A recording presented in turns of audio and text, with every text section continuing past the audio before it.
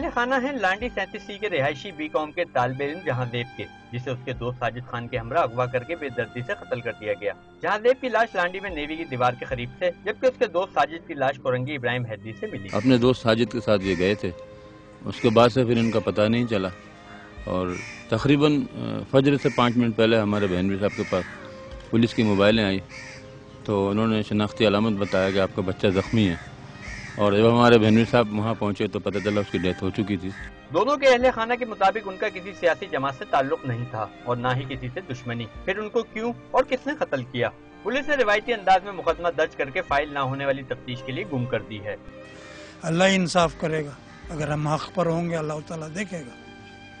سمجھے؟ جوان بچہ تھا ہمارا، کسی فیل میں نہیں، کسی کام میں نہیں۔ ساجد اور جہانزیب ہی نہیں، ایسے سینکڑوں گھرانے ہیں جو اپنے پیاروں کے قاتلوں کی گرفتاری کے منتظر ہیں۔